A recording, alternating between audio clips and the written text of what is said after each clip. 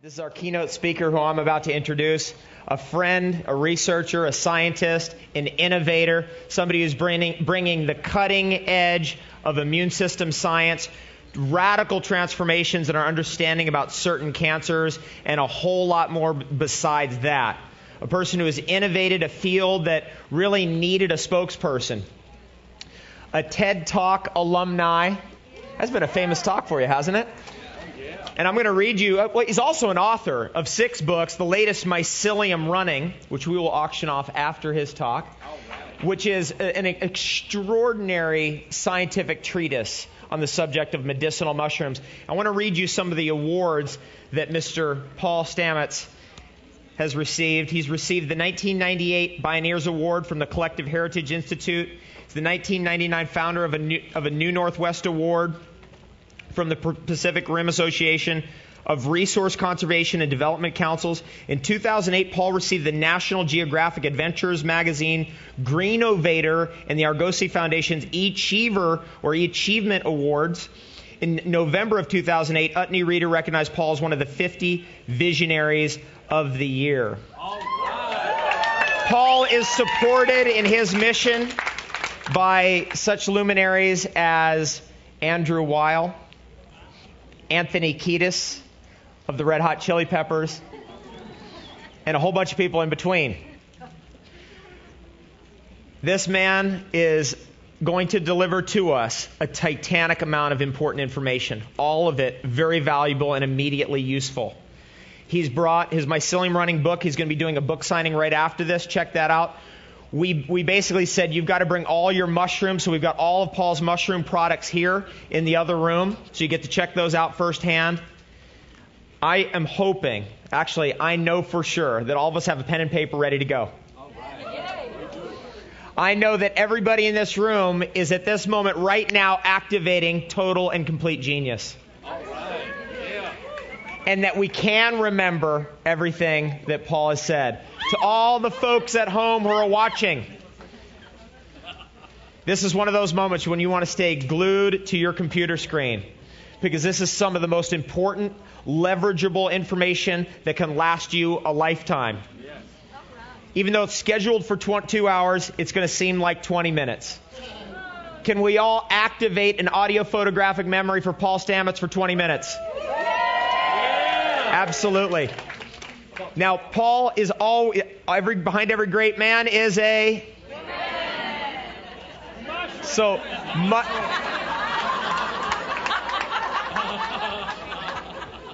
that was good. So, many thanks to Paul's support team, Dusty, who's here tonight. All right, Dusty. Where's she at back there? Thank you for joining us. He's got his mushroom hat on. With no further ado, folks, Mr. Paul Stamets, the world's leading mycologist. Give it up for Paul Stamets!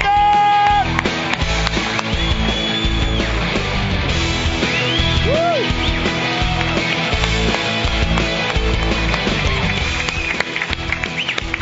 Thank you very much. Well, I think the first order of business is to take off my shoes, take off my socks. Also, just because my feet are really hot, so... Well... You've got this grounding pad over here, Paul, so you can stand on that. All right, thank you. Over here. Well, I'm honored to be here, and it's great to see many members of the tribe all in one location. Now, I am Paul Stamets. I'm speaking to you with one voice, but I'm a community of microorganisms, and my elected voice is speaking as Paul Stamets to your communities. And so our communities collectively have joined together into this room. And I'm a strong believer in exchanging germplasm and panspermia, but not in the way perhaps that first comes to mind. My wife and I have come from Washington State, and upon us we've carried thousands and thousands of spores of medicinal mushrooms. And so by being in your presence right now, we have spread these spores throughout this entire audience. This is something we haven't been able to do virtually yet, but at least we can do it in physical contact. So I wanted first, a lot of people instantly want to know what my hat is all about, and that's always a good thing to mention. My hat actually is made from this mushroom, which is a mushroom that's actually indigenous to David Wolf's home turf. This is the amadou mushroom. The Latin name is Fomes fomentarius. And the amadou mushroom has been critically important for human survival. There's no doubt several 100,000 years ago we migrated from Africa. We went north. We discovered something new called winter. Oops. And this mushroom allowed for the portability of fire. You can hollow this mushroom out, put embers of fire in it, and carry fire for days. And so the firekeeper of tribes maybe symbolically now hold important roles, but not too long ago they held literally the livelihood of the clan was in their hands. Because if you could not generate fire during the wintertime and the harsh European winters, your clan would perish. So this mushroom was instrumental for human survival and for colonization in the colder to temperate regions of the world. Now, when you boil this mushroom into water, it delaminates into mycelium. You'll see lots of mycelium soon. And that fabric then is pulled apart. Now, as the mushroom is boiled into water, it has antimicrobial properties, so preserved food from spoiling from bacteria. And then when you pull it apart, it becomes a fabric. Now, some people call this German felt. And this felting process has been preserved by some ladies in Transylvania. So this hat actually comes from Transylvania. And this is just one indication of some of the eclectic knowledge that our ancestors had. And not too long ago, we were mostly forest people. We lived deep into the forest. We were dependent upon nature for our daily survival. And I dare say that our ancestors were probably more mycologically astute than we are today. We suffer in this country from a social disease called mycophobia, the irrational fear of fungi. And I hope to forever, erase that and to open up a world of fungal solutions to all of you that are surprising, that are effective, that are immediate, that can have long-term benefit for our descendants, and which are literally underfoot. Now, in a similar way that amadou has been so important for human survival, I want you to meet one of my friends, and this is a very, very small one of the smallest I've ever found. These things can be huge. And this is Agaricon. Agaricon's Latin name is Fomitopsis officinalis. But Agaricon was first described by Dioscorides in 65 AD in the very first Materia Medica. He was the famous Greek physician. And it was known back then as Elixirium ad longum vitam, the elixir of long life. How appropriate for the longevity conference, this mushroom. And I propose to you that within the genetic intelligence of this mushroom lies some of the solutions to some of the pressing problems that we face today. And I hope to be able to make that case.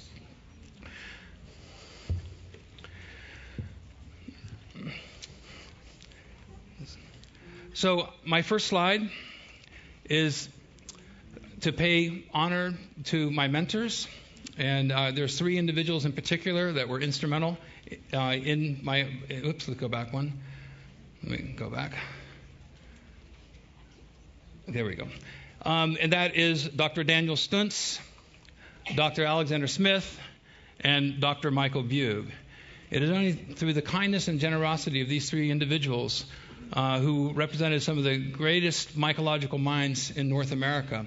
They mentored me when I was about 17 years of age.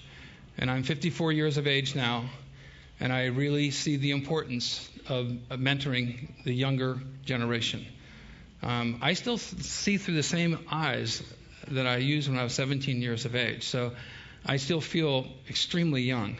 And so as the body may age, my mind is as fresh and as young as back then. And I'm titillated and excited by eureka experiences. And every day that we wake up and working with these fungi, we're greeted with new surprises, information, inventions that literally leap out of the fabric of nature.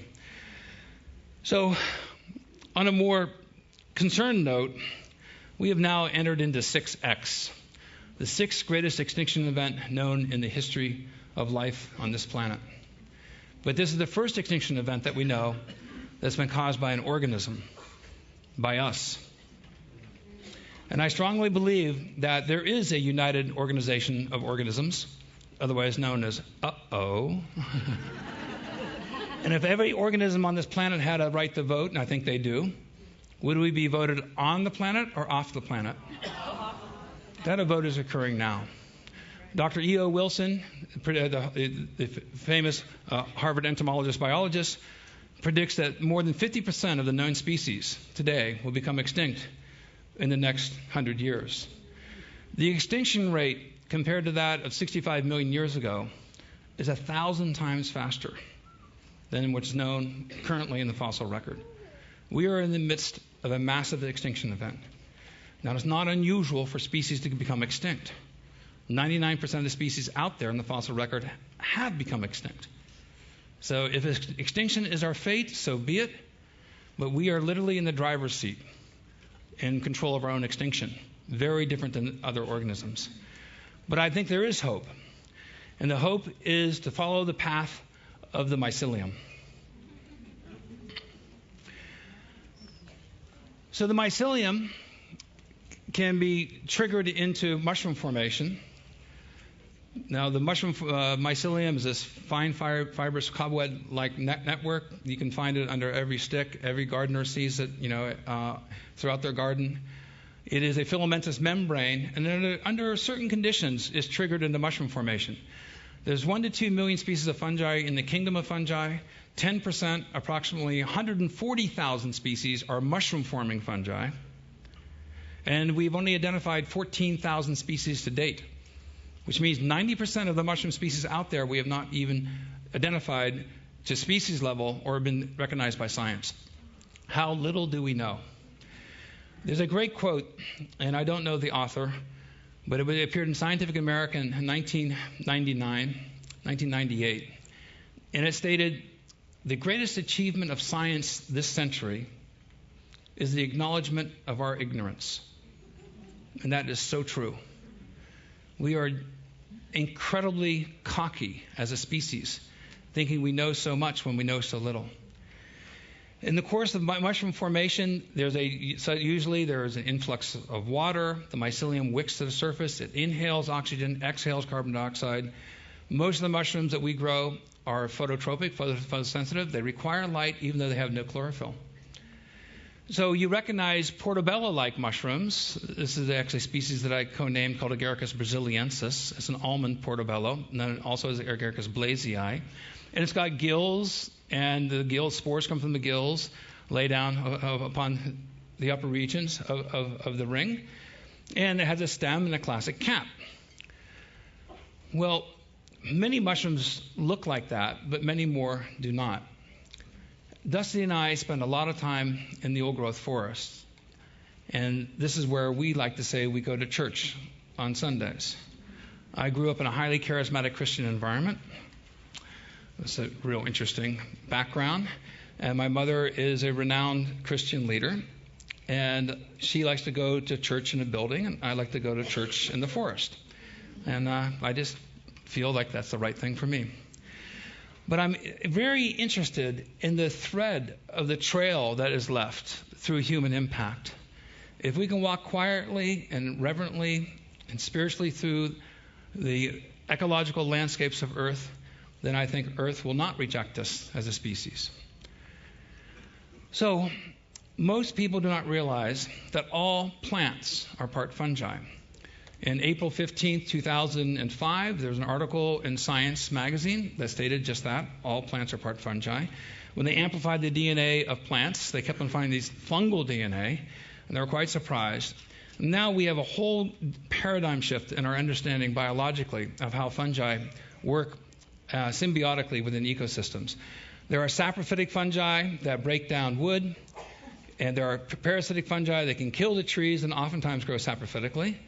There are mycorrhizal fungi that grow in the root zones, and there are endophytic fungi that grow up through the stems and the leaves. Now, the endophytic fungi is sort of a recent group of fungi that's attracted a lot of interest. How many people here have been to Old Faithful and Yellowstone Hot Springs? And you walk along the boardwalks and you see the grass in steaming hot water. How is it that that grass can survive? 160-degree Fahrenheit water, and the grasses are thriving. Researchers wondered this about 10 years ago. They took the grasses out of the hot springs.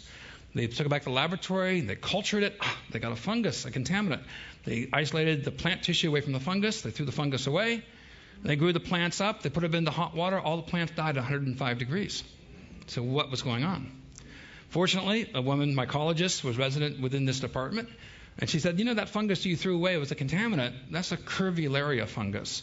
Very good thing for you to write down if you have notebooks, Curvularia. Curvularia. Well, it turns out the Curvularia fungus is an endophyte that's in tomatoes, it's in coffee plants, it's incredibly ubiquitous throughout the plant kingdom. And so this was well known when they joined the Curvularia back with the plant grasses. They grew the grasses up, and all the grasses survived to 160 degrees. Woohoo! Great. Now we found a fungus that confers thermotolerance. Very important as desertification increases, loss of croplands, et cetera, et cetera. So we go fast forward to about a year and a half, 2 years ago. And the group of researchers knew that Curvularia was in tomatoes. So they decided to get the same Curvularia fungus from a culture library. There are large culture libraries around the world. There's about 8 of them in the world. The American Type Culture Collection is one of them. And so they deposited this Curvularia fungus under liquid nitrogen to keep it safe, keep it in cold storage. So they pulled the Curvularia out of the cold storage. They brought it back to their laboratory, building upon the knowledge of the other researchers. They joined the Curvularia that got from cold storage with the tomato plants. They grew the tomato plants up. They all died at 110 degrees. What happened? They thought the culture had changed. And this was a big epiphany. It was discovered that the Curvularia fungus that was not kept in cold storage versus the Curvularia same strain that was put in the cold storage, there was one remarkable difference. And that is the Curvularia that was kept in the cold storage lacked a virus that was preserved in the Curvularia that was never put in the cold storage. We now know that's a trilogy of a virus, a fungus, and a plant all coming together symbiotically and synchronistically conferred heat tolerance. Now, I've given several talks to groups of physicians. I love asking them, how many of you can name a beneficial virus? Very few. There's 1 or 2 examples now, but extremely few. When you're diseased, you look for the causal disease-causing factor or organism, like a virus, and so we get sick, and it's caused by a virus. You can identify it. But how many viruses do we look for when we're healthy? Now, this brings up other issues that I think are really important. Thermotolerance, and David spoke about this, is that we get genetic information from the foods that we consume. It's very, very true. And I live in Washington State, and Dusty and I, when it hits 70 degrees, it's really hot up there for us. We come down to Arizona.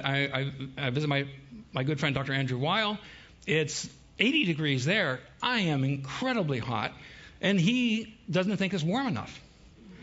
And so I wonder, to what degree is the thermal signatures that are being passed on genetically from the indigenous foods that we're consuming local to the environment in which we live? And I think that is an extremely important issue and an argument for us to be eating local foods. We are benefiting from the viruses that are present within the indigenous foods of the plants that we're consuming in our communities. How little do we know? So this is one of our favorite places to go in the Olympics, in the Elwha River Valley. And Dusty here is collecting some mushrooms. And you'll see these big Douglas fir trees, and then there's these small saplings growing off of a rotten log. These are hemlocks, and these are nurse logs. And a group of researchers also queried, how is it possible that these trees can be growing in the dark depths of the old-growth forest? There's not enough light to photosynthesize. So they took the hemlock trees into the laboratory, into a greenhouse environment, gave the same amount of shading and light, and all the trees died. Okay, so how are the trees getting their sugars? How are they getting their nutrition? And so they radioactively tagged different trees to see how the movement of nutrients travel between trees. Arnebrant and Samard, I think 1994, 1996, get credit for this. And they radioactively tagged carbon and nitrogen, and they found something astonishing. It is that birch and alder trees, which typically grow in more sunlit areas, would translocate nutrients over hundreds of feet to feed the developing hemlock trees. Deciduous trees will give some of their sugars via the mycelium of fungi to help the conifer trees, seemingly competitive, different ecosystems. And then it became to be understood that the mycelium has a mothering influence, budgeting the translocation of nutrients over great distances to guarantee the plurality and biodiversity of the ecosystem, because it gives the ecosystem a host defensive resistance against catastrophia. And as we lose species in our biosphere, this is the big concern. We can talk about elephants, we can talk about large, sexy mammals because we can see them, and the World Wildlife Foundation gets really excited. But where is the World Microorganism Association? No one hears about it. And as we lose these microbes within our biosphere, it's like losing rivets out of an airplane. At what point will we lose too many species within the biosphere that will have a state of catastrophic failure? And that is the issues that we face today. So, an excellent book by Smith and Reed is on mycorrhizal symbiosis. And the root zone here of the pine tree is just this very few roots, and this massive growth you see all around is that of mycelium. The mycelium expands the root zones hundreds, if not thousands, of times. It gives a host defensive resistance against disease. There are endophytic fungi also immediately associating with these plants. So you have mycorrhizal and endophytic and saprophytic fungi all engaging. Two trees, photographed by Mike Amaranthus, a young maple, two maples planted on the same day, one into sterilized soils without mycorrhizal fungi, the other one into sterilized soils with mycorrhizal fungi. And I think that the differences are quite remarkable. Going into the old growth forest is a particularly special experience, and I am a patriotic American because we have an old growth forest. Dusty and I go in the old growth forest a lot. We meet a lot of Europeans. And the Europeans and people from Asia, they say, you don't know what you have here. You have old growth forests. We don't have nothing like this. You Americans need to appreciate it. We go in the old growth forest, we don't see anybody for days. It's like a treasure literally around us, and yet so few Americans actually go into that ecosystem. This is a photograph I took the day before yesterday, and old growth forest that Dusty and I went into. And the forest, the trees grow to 200 to 600 years of age. Old growth forest, by definition, is more than 120 years of age, with nurse logs, growing those little saplings, and several indicator species, one of which is a garricon, which I was holding up earlier. But the trees ascend, and then they climax and they fall down for lots of reasons, storms, disease. And the fungi then leap up and start consuming this dead material. It's not so sad that the tree died, because the fungi are being fed. And we know now that a nurse log has more biodiversity than a standing tree. And so that death and rebirth and recycling is what these fungi do. Fungi are the grand molecular disassemblers of nature. They create soil.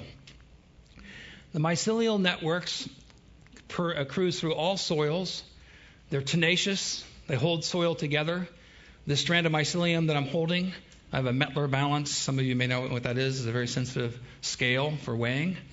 And I took 1 centimeter from the strand, and I weighed everything and then made the comparison of the mass of what the mycelium was below the 1 centimeter and what it was holding versus the 1 centimeter. And it was a 30,000 to 1 difference. 30,000 times the mass was being held by 1 centimeter. Now, I could have cut that into 1 millimeter. That would have been 300,000 times its mass. So as the mycelium goes through habitats, it's tenacious.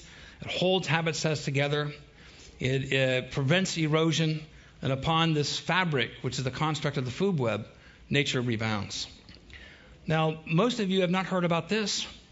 This is the first underwater mushroom that's ever been discovered. It's called Sathrella aquatica.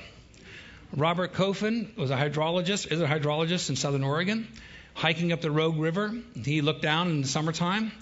He couldn't believe what he saw. He saw mushrooms growing in the pebbles underwater. He came back to the local university. He said, I found mushrooms growing underwater. No, you didn't find mushrooms growing underwater. That's what the scientists said. And I would have said the same thing. The stick fell in the water. You found a mushroom attached to a stick growing underwater. Okay, I accept that. But it's not indigenous to that ecosystem.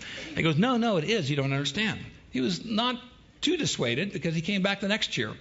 And there was a whole bunch more, hundreds. He got very excited. He went down to the other scientists and said, you've got to see what I'm finding. No, and disbelief, but they went up. And they confirmed what he had found. So Robert Cofen, Jonathan Frank, and Darlene Southworth have published the first underwater mushroom called Sathrella aquatica. What's so cool about this mushroom, too, is the spores go in the gas bubbles, and the gas bubbles go downstream, and they pop. So I told them, this ruins my fly fishing forever, because now I'll be looking constantly in the rivers as I'm walking around. But how many other underwater mushrooms are there? What is the role within the ecosystem? How is it affecting other life cycles? It's not working there independent. That is for sure. So we got it into culture. It's a good thing we did, because by year 3, because of logging and siltation, the habitat about a half mile long in this river now has shrunk to a small size. And so this is a big part of my life, is getting things into culture. And so these are our friends, and Dusty and I have a culture collection now that's been called a national treasure. I do agree with that. It's hundreds and hundreds of species, and we could have thousands of species, but we're selective because we want to go into endangered habitats and preserve those in particular. So some mushrooms glow in the dark.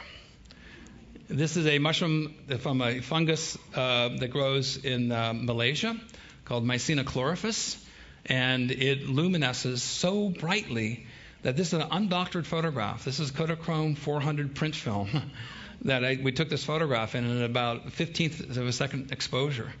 So the mycelium can be so bright, then even when the mushrooms pop, they're so bright you can read a book at night in your tent. So then they call this foxfire, is one of the names of it, and it's very, very common. Other luminescent fungi are common in the summer times, especially in eastern North America. So mushrooms are very quick to form. This is day 21, day 23, day 25. Now the mushrooms grow and they produce about 25% of the wet mass of the substrate becomes wet mass of mushrooms. 10 to 20% of the dry mass of straw, inedible, becomes a highly protein-rich, mineral-rich, immunomodulatory food in a very, very short time. These oyster mushrooms actually grow in as short as 10 to 12 days. I'm showing you a cold weather strain. The mushrooms then sporulate. They have a very good immune system of host defensive resistance against microbes that are trying to parasitize them up until sporulation. Then after sporulation, they give themselves up.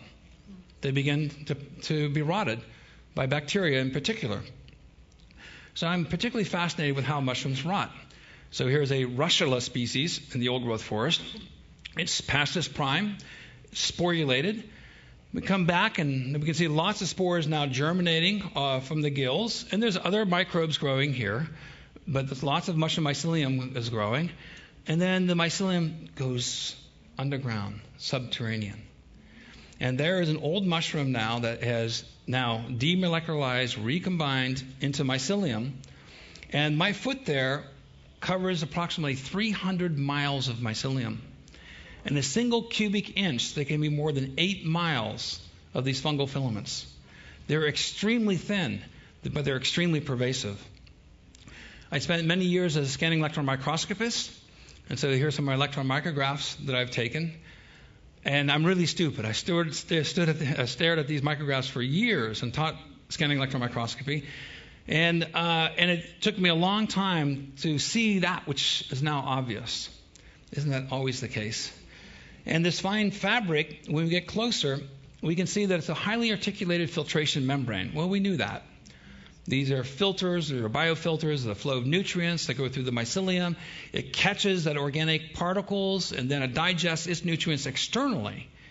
And so digestive juices are sweating out of the mycelial network, and then it brings in those nutrients that it needs directly through the cell walls. The entire cell wall membrane is an absorption surface area. But when you look at this more carefully, you'll notice that these little microcavities begin to form. And these are little pockets, little wells that swell with water. So when you walk into a habitat that is rich in mycelium, it's spongy, it has that bounce factor, and that's the mycelium that is full of water, and then these little bladders of water, as the rain stops and becomes drier, they release their water and they become little air pockets.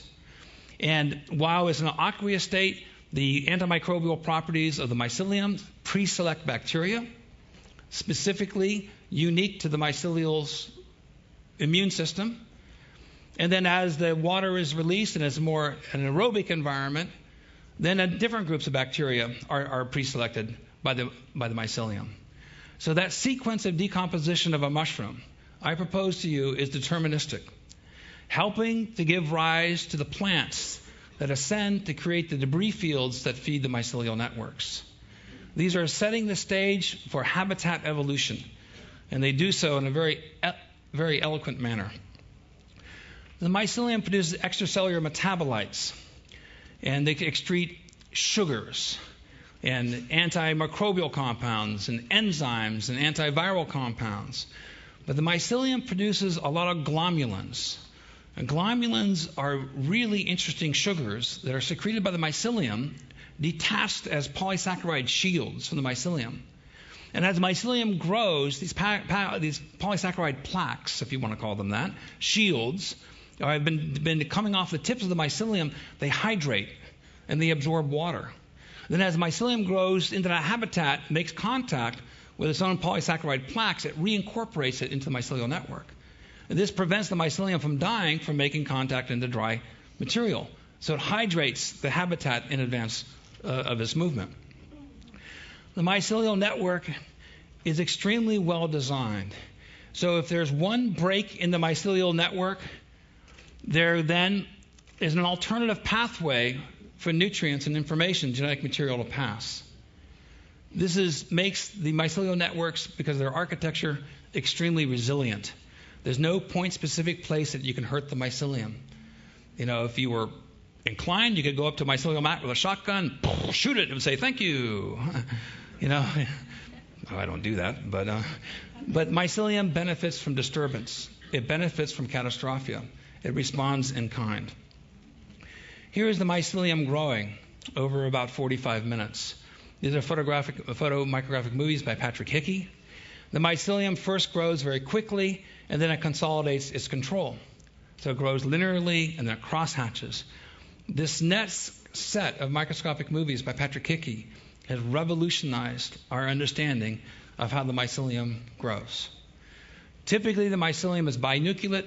There are gametes, male and female, 2 nuclear packets within a cell. These are eukaryotic organisms, just like we are. And they segregate, and each cell has 2 nuclei as it marches along. Well, not so at the tips. At the tips of the mycelium, they are dense with DNA. They have hundreds of nuclei in the tips. And so what you're going to see now has really shaken the very foundations of the field of mycology, because what Patrick Hickey has been able to show through his time-lapse photography over time is something that we've never known. Bundles of comet nuclei, hundreds of nuclei, stream and go to the very tips of the mycelium. And we now believe that the mycelium, because of trillions of end branchings, if it encounters a new bacterium, a new toxin, a new potential food source, something that had not been encountered before, if there's just one reassortment of the nuclei at the tips, creating a new successful genetic combination, and that new genetic combination expresses a new enzyme that then digests and captures that nutrient source as a food, or gets rid of a toxin, or kills a bacterium, that new genetic information, by definition, the cells continue to grow. If they don't create that new genetic solution, the cells will die. The information then on the success is back-channeled through the entire network. The whole network becomes educated. Now just think of these 8 miles of mycelium in a single cubic inch. You're seeing mycelial mats hundreds of acres in size. These things are living membranes with cellular intelligence on a level that we cannot even imagine. The mycelium produces these droplets. They move water, enormous amounts of water. So they're hydraulically moving water into landscapes, hydrating in advance of contact. They're producing the enzymes, the antimicrobial compounds, antiviral compounds. And and they have glomulins. And so they're in constant biomolecular communication with this ecosystem. The mycelium will also select bacteria.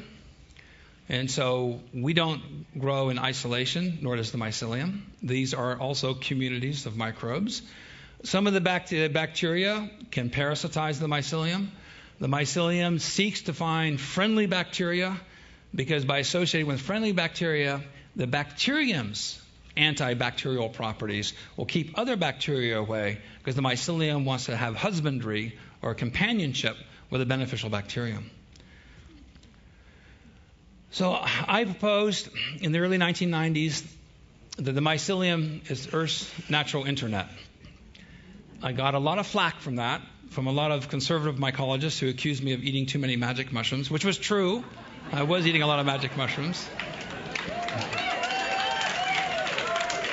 I will never be an apologist for that, And so the mycelium, I believe, is Earth's natural internet. And the invention of the computer internet is an inevitable consequence of a previously proven biologically successful model.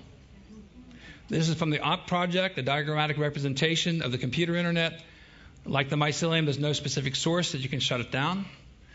Its resilience is due to its complexity into what's called nodes of crossing, or hop points. These are the crosshatches that allow the mycelium, if there's one breakage in the linkage, there's alternative pathways very proximate to that breakage, that there's an alternative pathway for being able to pass information.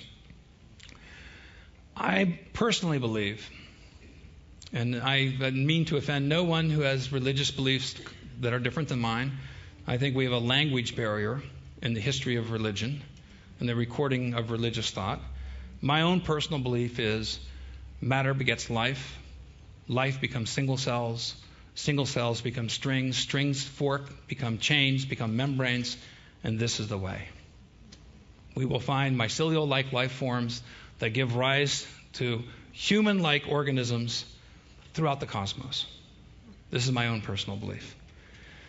So going far out now, this is an example of the cobweb of dark matter. Many of you know 95% of the matter of the universe cannot be seen.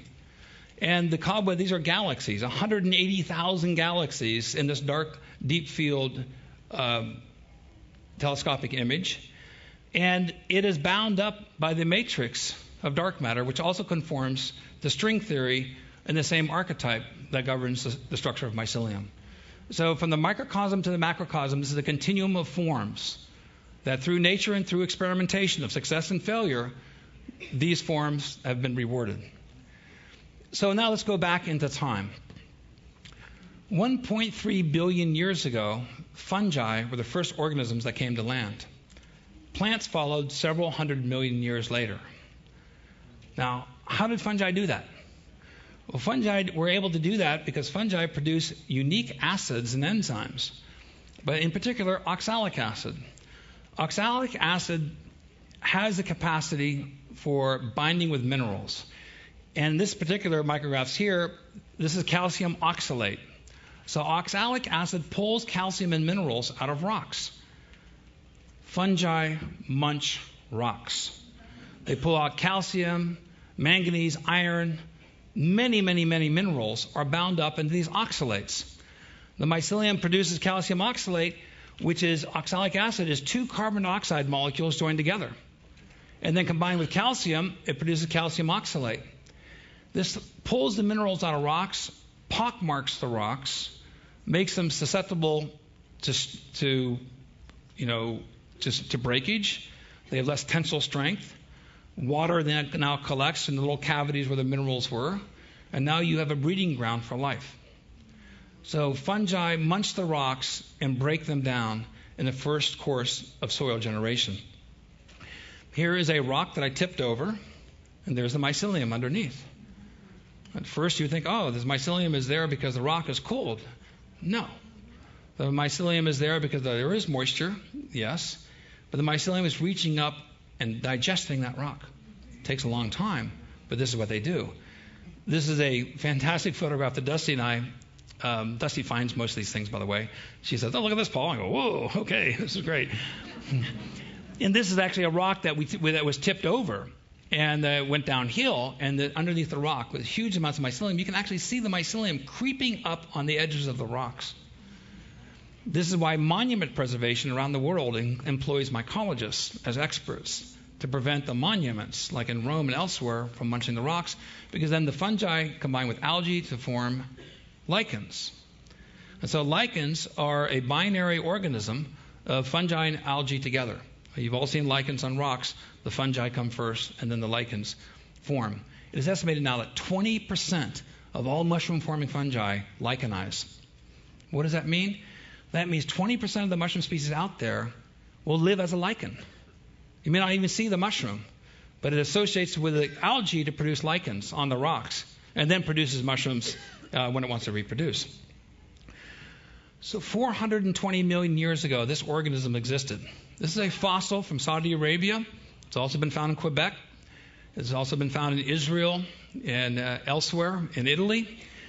And this was first discovered in 1859. It was the subject of many, many articles and scientific papers. No one could really figure out what it was. And then this photograph taken in 1959 by Franz Huber. This fossil was finally studied by Dr. Kevin Boyce, who published in, I think, 2007 in January in the Journal of Geology, a very prestigious peer-reviewed journal, finally solved what the mystery of Prototaxides was. Now, 420 million years ago, there were no vascular plants. There were no flying insects. This laying down 3 feet high was the tallest organism on land, laying down. These things are 30 feet long. They found now dozens of these. 420 million years ago, dotting across the face of the earth were giant mushrooms. Who knew? No trees had developed. These stood 30 feet tall. There's a lot more electromagnetic radiation and activity in the atmosphere. So obviously it attracts lightning strikes.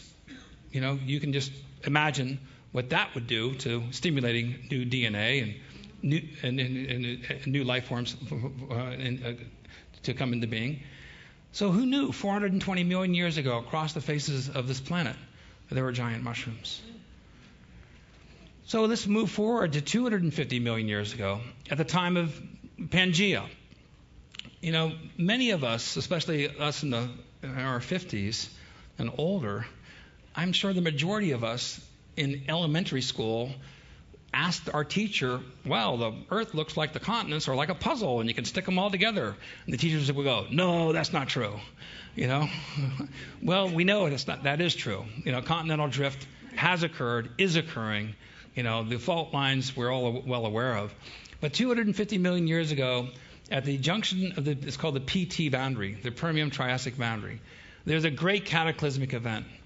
Enormous amounts of species became extinct, and the fossil record is quite clear. Now, what's interesting is in the fossil record at the PT boundary, prior to this catastrophic event, 250 million years ago, the pollen to fungal spore ratio was 10-1.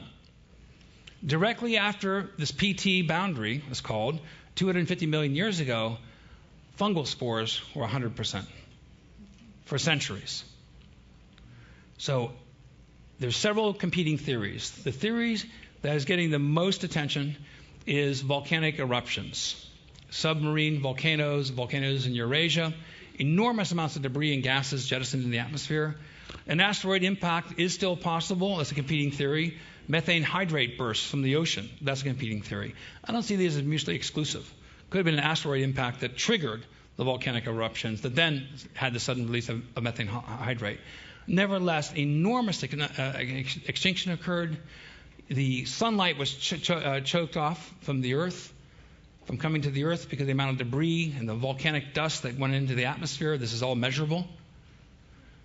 Plants died, animals died, and fungi inherited the Earth.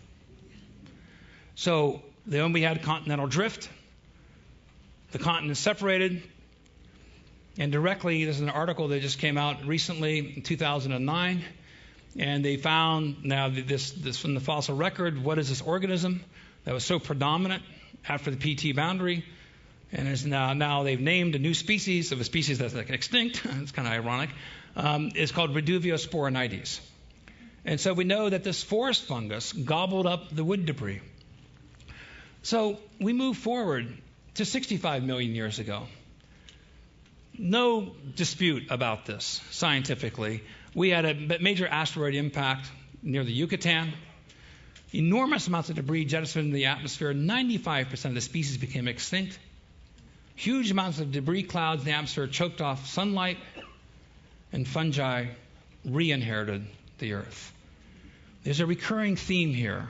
As we have entered into 6X, we learn from the history of the evolution of life on this planet, organisms that pair with fungi tend to survive. So, Dusty and I live in the southern Puget Sound region of Washington State. And there's the border between Washington and Oregon. There's the Columbia River. And this is the largest organism in the world, now known. It is a huge mycelial mat, 2,200 acres in size, 1,665 football fields. Enormous organism, and it's one cell wall thick, surrounded by hundreds of microbes that want to consume it because it's protein rich.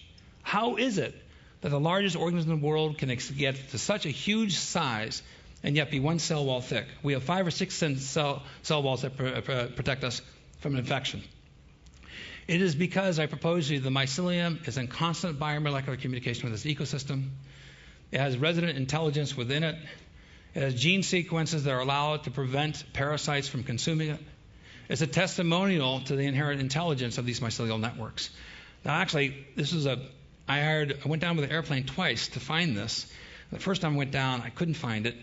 So I went down again, and I was in a really tiny little airplane that had the cloth covers. It was a kind of a stunt plane. I went down with this friend of mine, and we went down, and we couldn't find it. We had the GPS coordinates, and we were too low. So we spiraled up really slowly, all the way up to about 17,000 feet. And then I could look down, and I go, there, we could see it. We could see it, this is where I took this photograph. And I told the pilot, I think I'm going to faint. And he goes, because we're at 17,000 feet in altitude, and he goes, me too. And I said, that's time to go down. So this is the same mushroom that causes that grows to 2,200 acres in size. It's the mycelial mat of the honey mushroom. And I find it really interesting that in our culture work, we have some cultures that form spirals. And the mycelial mat also forms spirals. Why wouldn't the same laws that govern, the physics also be applicable to biological systems? And there may be roads or rocks that would interfere with the spiral diagram, but in those absences, then we see these mycelial mats oftentimes growing out spirally. Mushrooms then begin to form. Mushrooms are so powerful they can break through asphalt. This is a shaggy mane mushroom. It's a cellular explosion in not too slow motion. Punches up through the asphalt, breaks it. And one of the reasons it's able to do so, the enzymes that are being produced break down hydrocarbons. And this is an experiment we did in Bellingham, Washington, where we inoculated a pile of soil that had 2% hydrocarbons. They're called PAHs, polycyclic aromatic hydrocarbons. 20,000 parts per million. We inoculated it with oyster mushroom mycelium. There were 4 piles. 1 pile was a control pile. 1 pile was treated with chemical enzymes. One was treated with bacteria. And we came in with oyster mushroom mycelium. The oyster mushroom mycelium absorbs the oil. The mycelium becomes black in color.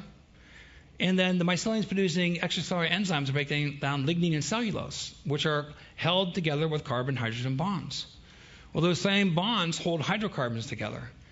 And so when we returned to our site about 6 weeks later, 3 other piles, dead, dark, and stinky, lifeless, smelled like hydrocarbons, 20,000 parts per million. We came to our pile and was covered with hundreds and hundreds of oyster mushrooms. Some of these mushrooms were huge. If you know anything about oyster mushrooms, these are exceptionally large, a testimonial to the nutrition that the mushrooms are able to absorb. So we believe that what's happening is the mycelium demolecularizes the hydrocarbons, and they're remanufactured into fungal carbohydrates, into sugars. This is the way of nature. It's just oil, it comes from plants, and those same sort of linkages are susceptible to the enzymes that fungi have evolved to break down wood. Then we came back 2 weeks later, and something remarkable occurred. That was an epiphany in my life. These are photographs, by the way, of Dr. Susan Thomas of Battelle Laboratories. And the spores then were released by the mushrooms. They attracted insects. Insects laid eggs. Eggs became larvae. Birds then came in. And the birds brought in seeds. And our pile became an oasis of life. The 3 other piles were dead, dark, and stinky. And our pile started to re-green.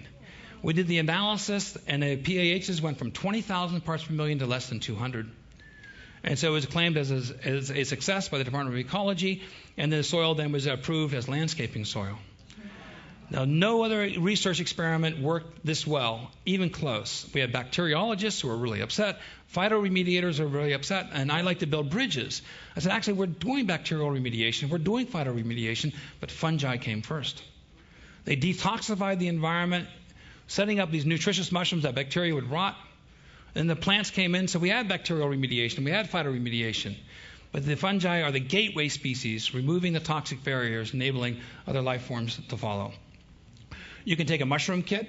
You can, after it produces 4 or 5 crops of mushrooms, oyster mushrooms commonly do that, but there's not enough nutrition then for the oyster mushroom mycelium to produce another reproductive body, another mushroom. So they expire. But you can take the crankcase oil out of your car. You can pour it into an expired mushroom kit, and more mushrooms will grow. So these things have an appetite for hydrocarbons. Now, we don't recommend you eat these mushrooms not because of hydrocarbons. We analyzed the mushrooms. There's no hydrocarbons in them whatsoever. That's why I think they're being remanufactured into fungal carbohydrates, of which these mushrooms are about 80% polysaccharides. It's because of the metal tailings, in the gears. Mushrooms hyperaccumulate heavy metals. They scavenge and they mineralize, and pulling minerals out of rocks, but they also can hyperaccumulate toxic metals. So you shouldn't eat mushrooms around toxic metal, heavy laden sites. So one of the research projects, and we're inundated, there's no shortage of toxic waste sites in the world. So those of you who've written me saying we have a toxic waste site here in Los Angeles, please help us. I get hundreds of those emails a week. And there's not enough of me to go around. So we chose this project, working with the Makah Indians in the northwest tip of Washington State. And this island here, you can see in the distance, is Tatoosh Island, which the U.S. government took away from the Makah Indians in the mid-1800s. Because it's strategically an extremely important island in the Strait of Juan de Fuca that separates Canada from the United States. And they had it set up as an intelligence gathering island, and also could track German submarines during World War II. And they had radio telemetry intelligence stations there. So the U.S. government took it away from the Indians. It was a sacred burial ground.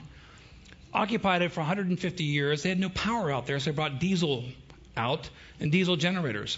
Up to 200 people lived on this island. And then after 150 years of U.S. occupation, they decided to decommission the island and give it back to the Indians. Well, the Indians aren't stupid. You polluted our island, you've got to clean it up. The U.S. government says, oops, I guess we did. So the Department of Defense has a responsibility of cleaning up this island. We like this project because we're tight with the First Peoples in this area, and we think we have a solution to help them. So there is Tatoosh Island, 21 acres, isolated. Keep the media away. That's important to me these days.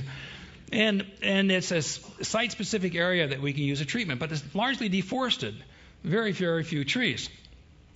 This is what it looked like before it was decommissioned. It was like a little university there. I still think they should have given the whole facility to the Indians for an environmental university, and then let the Indians destroy it, or take down the buildings if they wish.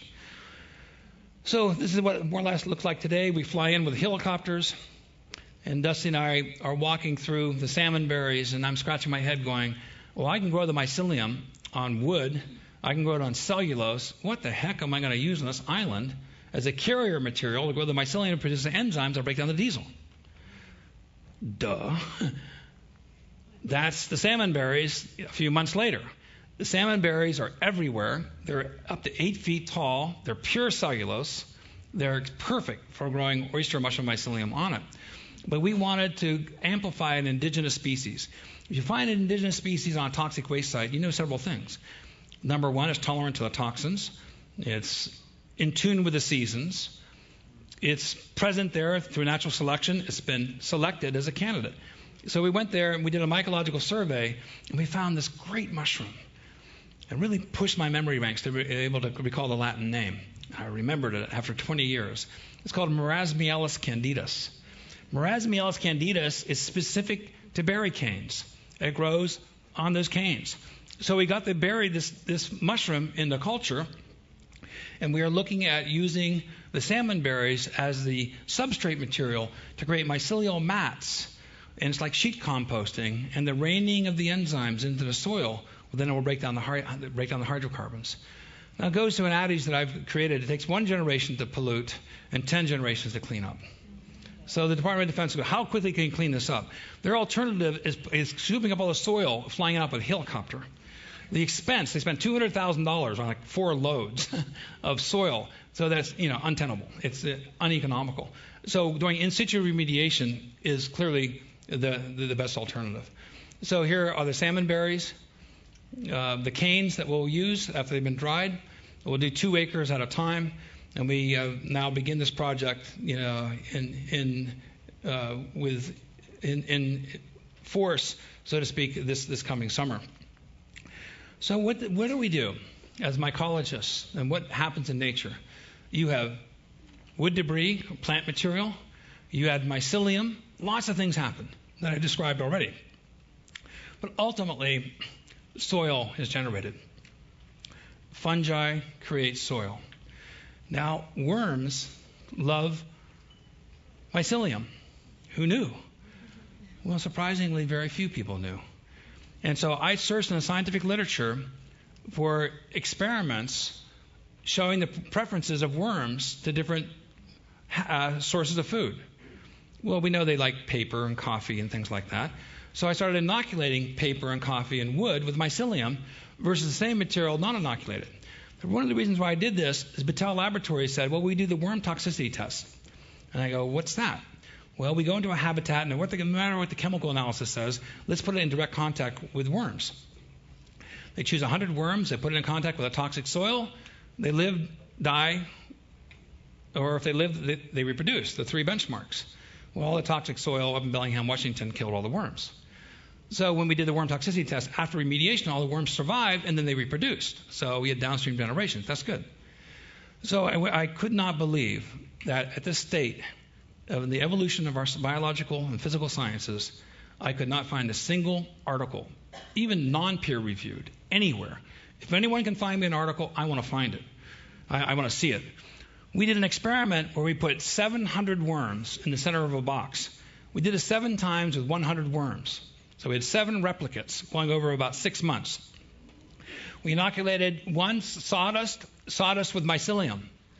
And 45% of the worms streamed within 24 hours directly to the myceliated sawdust, whereas only 4 or 5% went to the non-myceliated sawdust.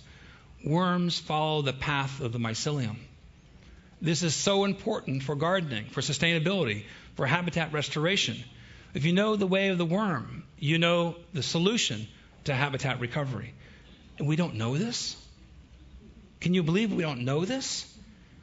And so we've done this experiment over and over, and the p-value of significance, you'll see it as p is less than 0.001. Actually, it's less than 10 to the negative 6 power. The degree of significance is just enormous. There's no doubt that these results, are valid. So Dusty and I live here. This is in the Skookum Inlet. We have 20 acres on 400 feet of waterfront. And when I first moved there, I was surprised. About a week later, the sheriff showed up. I thought that was pretty fast. I just got here. How did he know? And he gave me a summons. And every landowner on this property was given a summons saying you had to clean up your septic system with an approved county-inspected septic system within 2 years and be physically vacated from your property. Now, I had cows, chickens, and pigs, at the time when I bought this farm. As most of you know, they more than double in the next year. And I put in the swales wood chips, and I inoculated it. Now, this photograph here was not an easy photograph to get. I'm up in another airplane, And I'm going around, and the wing was in the way, and the door window was in the way. So I went around 3 times, and I told the pilot, I'm going to do something. I don't want you to be concerned. But when I tell you, drop the wing. And they said, okay. So he went around. I said, now drop the wing. And I opened up the door of the airplane, and I lassoed my hand with a seatbelt, and I thought I would just kind of hang out of the airplane and take a photograph. But it was a slip seatbelt. I didn't know that. So I actually slipped out of the airplane. I was like, oh my gosh, like 3 feet more of stretch on this. I'm holding on to the seatbelt for dear life. My 1 foot is in the airplane. I had my Nikon camera. I go, well, I'm here. I might as well.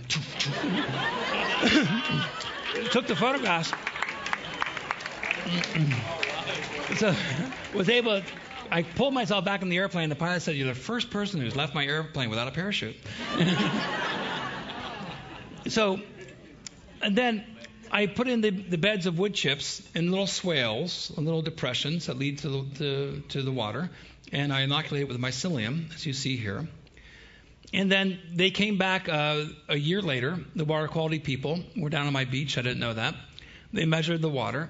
And then I had a fleet of government officials show up at my place. I went, oh, no. And they said, we have to talk to you, Mr. Stamets. There's something unusual about your property. And I said, what? And he said, well, we can see you have more cows, chickens, and pigs than before you were here before. I said, what have you done? Because you're the only property owner on this inlet that had 100-fold reduction of coliforms. And you have not put in a new septic system? No, I have not. I have more cows. I go, well, I know why. Let me show you. And so I showed them the beds of mycelium and wood chips, and that was the dawning of the microfiltration, a technology that I invented. And so now this microfiltration has really picked up. We've had a lot of things that have happened that have slowed it down. But the mushrooms that grow are huge. These are the garden giant mushrooms, 5 pounds per specimen. They're absolutely huge. I originally trained as a marine biologist. I had some silver salmon that my neighbors gave to me, totally illegal. I put them into a big tank, and then I was freaking out because I didn't know what to feed the salmon. Well, these large mushrooms, if you are a mushroom hunter, you know that the large mushrooms have maggots in them. So I went over to my tank and I threw in one of these big mushrooms. I thought, I'm just going to wait here and watch. And I had these little salmon darts running around, swimming around. And the maggots, after about 15 minutes, I could see them coming out of the mushrooms. And they'd fall into the water, and the salmon would hit them. I went, whoa, that was cool. And the next day I came, I put a mushroom in, and they were like piranhas. They were all fighting for the maggots, and the maggots were drowning, so they needed air. And so I thought, oh my gosh, I discovered something that no one has ever published in scientific literature, is that mushrooms, as they age, become a food and a home for flies, which in turn can feed fish.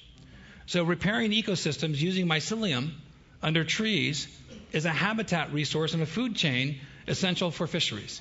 Another unexpected type of discovery. So all of you can do this. We have very elaborate laboratories. We've got 26 laminar flow benches. We produce 10,000 kilos of mycelium per week. We're smocked up in these huge clean rooms. What I'm showing you is really not fair. That you get to get this in 5 minutes when it took me 30 years to figure this out. These mushrooms, when they grow in the ground, they have an immune system because they're in contact with microbes. The mycelium go in the laboratories, the baby in the bubble syndrome, not in contact with microbes, so immune systems have not been activated. So you take the mushroom, and the mushrooms that have rhizomorphs, little cords here at the base of the stem, the mushrooms won't regrow, but the stem butts will. You take the stem butt, corrugated cardboard, you soak it, you put the stem butt pieces, and a month later, you have mycelium on cardboard. You have mycelium running. But it's acclimated mycelium. It's a mycelium with a healthy immune system and direct microbial contact. It can grow to vast sizes. And then you can put wood chips on top, and then you can inoculate the wood chips. You can put it into burlap sacks, expanding them each time by 1 to 10, 1 to 50. So there's exponential expansion of mycelial mass at each step in this process, 1 week to a 1 month apart. And so I had an epiphany that the mycelium is a fabric and it likes other fabrics. Same self-recognition at different orders of magnitude. So the mycelium runs very quickly on cellular fabrics. And so you take the stem butt, you inoculate burlap sacks downstream from a farm, downstream from a factory, you capture the toxins, and then as the wood chips decompose, then habitats recover. So this is the dawning of the concept that I created called micro-restoration, which uses micro-remediation and microfiltration as two of its pillars. Dusty and I were called by the Conservation District of Mason County. The Conservation District, as most of you know, FDR set this up after the Great Depression to prevent soil being lost in the Midwest, because after the Great Depression in 1929, we had a great famine because the farming system, the farms collapsed because of erosion and poor management practice and a huge drought. So we went upstream from this farm that was identified as a major vector of coliform contamination into Oakland Bay, shutting down the shellfish industry for a month and a half at a time, losing millions of dollars. We visited this farmer, and he said, I don't need me and my neighbors harm. I just been living here, with my family for 3 generations, but we're sorry for the source of contamination. The Conservation District never told the health department who was the source of contamination. So they came to us privately. We went up valley. We found an oyster mushroom native to the valley. And this little diagram here cost Dusty and I $25,000. Is part of a research report. And very quickly, there's 10 mushroom strains that we have taken the exudates, the little droplets coming from the mycelium, and we challenged it to the E. coli and staph, MRSA, Staphylococcus aureus. There's a logarithmic scale. 10 to the first power is 10, 10 to the sixth power is a million. We started out 100 million colonies of bacteria per milliliter, per gram of water. In 24 hours, we identified 3 of them, and when I went to 100 million colonies, to 1,000 to 100, a 10,000-fold reduction in 24 hours. One of those was the oyster mushroom. The other one was agarikon. So we set up 375 burlap sacks at this farm, and then the water would infiltrate. Oakland Bay is just downstream here, downhill here, the salt water, and lo and behold, we were able to clean up the watershed. So the farmer got real excited that the Conservation District says, well, can we tell the county health department now? So we said, the farmer's off the hook. They said, yep, okay, great. We got the whole of the county health department. And the majority of pollutants flow through ditches. The water travels the path of least resistance. And so this is 25 bags of burlap sacks filled with oyster mushroom mycelium. Before microfiltration and after microfiltration, you'll see. There's about a 10-to-1 reduction in the coliforms. This water is traveling fairly fast. It's moving at a good clip here. So in less than 20 feet, 25 bags of mycelium had a dramatic reduction of 10-to-1 using storm debris. Because we guaranteed we have storms. Who collects the wood debris? Then the storms, when the trees fall down, the Public Works Department. The Public Works Department, then we combined with the Health Department, with the Mason County Conservation District, and we put mycelium in the middle. And so Nature Brigade creates the substrate debris fields from storms that the road crews pick up, chip, and now we put them into burlap sacks. And we created engineering diagrams, which are fish-friendly ladders. We have now installed these in about 15 locations in Mason County. This is just a general map of some of the installations we have. Hoodsport, Washington, for some of you who have been there, has been closed to shellfish harvesting for more than 5 years. 25 burlap sacks opened up shellfish harvesting in Hoodsport, Washington for the first time in 5 years when no other best management practice even came close.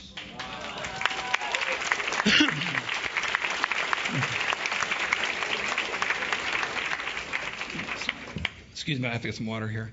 So then the mushrooms form. So that's cool. Now you have mushrooms, you have stem butts. So you can inoculate the burlap sacks with grasses. You can put it in trees. It becomes a pedestal for ecological restoration because the wood chips are decomposed in the soil. Because the primary saprophytes of the oyster mushrooms, which they are, will render these wood chips in the soil and to lead to habitat recovery so you can ecologically design ecosystems. And as you march uphill, this is very space conservative, and this is what all the farmers love. All these other systems are so space hogs, and this is so space conservative. All the wood chips? Yes, all with wood chips. We can use straw, but straw decomposes too quickly. This only lasts for about 6 months, and we have to renew. So this is not a panacea for all problems, but it has gotten a lot of people very, very excited. Habitats then recover. This is a popular tree. It's growing very, very rapidly after 5 years on mineral earth, on clay. And so we think this is an excellent method of that people can use all over the world using stem butts to be able to amplify indigenous species. And oyster mushrooms are circumpolar. They grow all over the world. So let's go back to this diagram. And there is agarikon. Agarikon was the one that I held up, which is called Elixirium ad longum vitam. And this is what agarikon looks like. It is a beautiful perennial polypore. It is the oldest living mushroom in the world.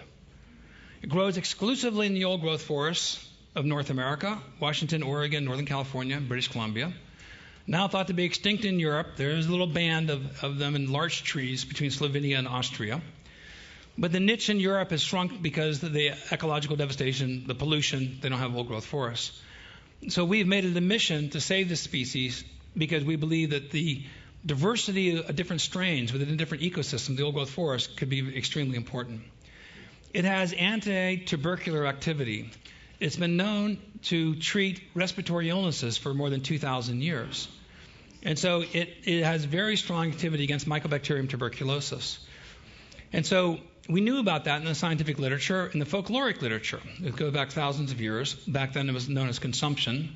Consumption, part of the consumption diseases, we know, is tuberculosis. And so when I got the Greenovator Award from National Geographic, they want to send out a photographer-writer. They want to send them out in January.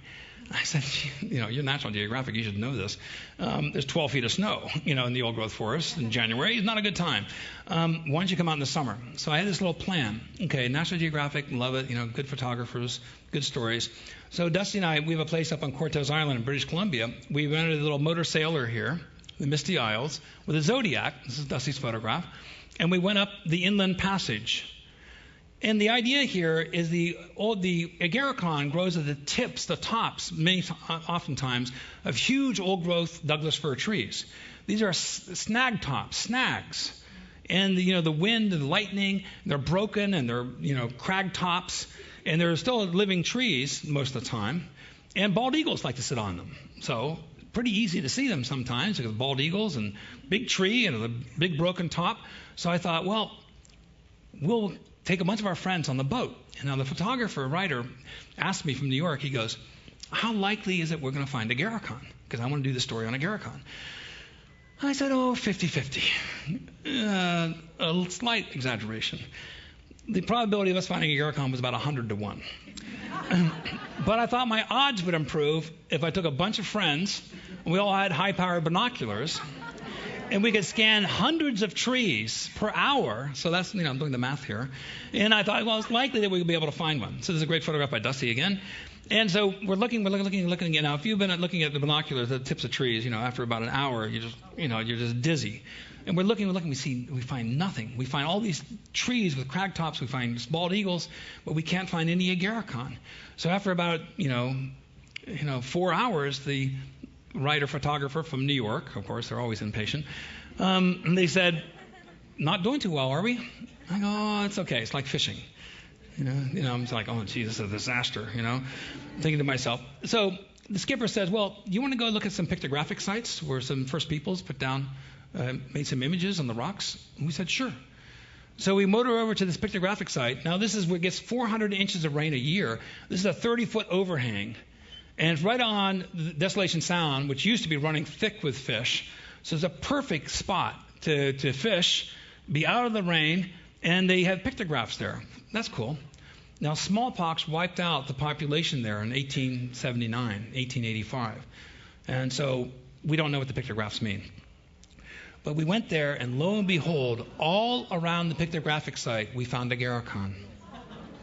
And this agarikon is especially unusual because it came from the upper branch, it fell, it teeter-tottered on a lower branch, and then it regrew its mycelium back into the mother mycelium of the tree, and then it grew 2 legs.